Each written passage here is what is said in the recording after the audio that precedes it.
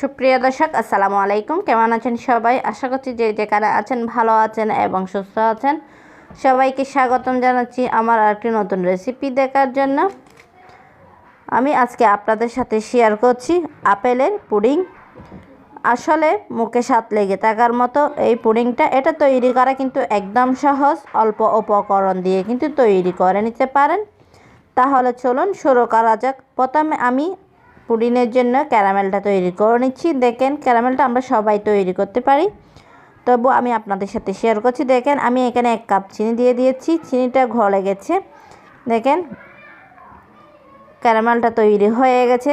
চুলার ফ্লেমটা কিন্তু লো মিডিয়ামে রেখে ক্যারামেলটা রেডি করে নিতে হবে, না হয় ক্যারামেলটা পুড়ে যাবে।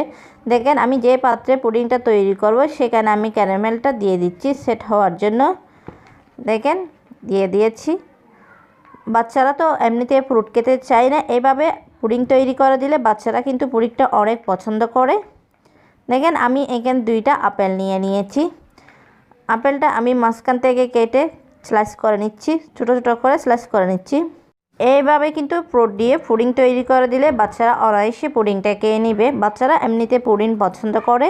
এই পুডিংটা তৈরি করার জন্য শুধুমাত্র প্রয়োজন আপেল, ডিম আর দুধ দিয়ে কিন্তু তৈরি করে নিতে পারেন। দেখেন, আমি আপেলটা স্লাইস করে একটা ব্লেন্ডার জারে দিয়ে দিয়েছি।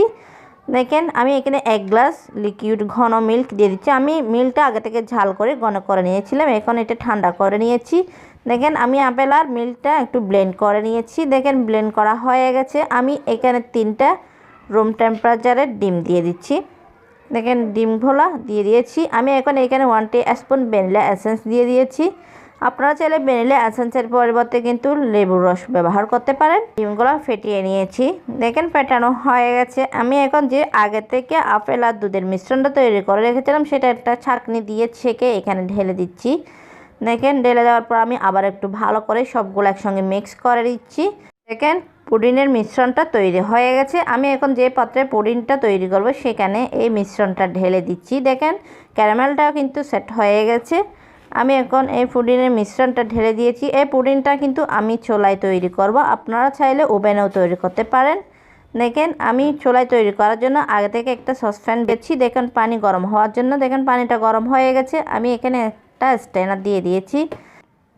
পুডিংয়ের মোলটা আমি এখন বসিয়ে দিয়েছি। এটা আমি 25 থেকে 30 মিনিট কুক করে নিচ্ছি। দেখেন, আমি এটা কুক করে নিয়েছি।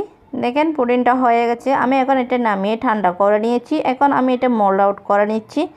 আশা করছি আজকের রেসিপিটা আপনাদের কাছে ভালো লাগবে। ভালো লাগলে প্লিজ আমার চ্যানেলটা সাবস্ক্রাইব করে পাশে থাকার বেল আইকনটি প্রেস করে রাখবেন, আমাকে সাপোর্ট করবেন।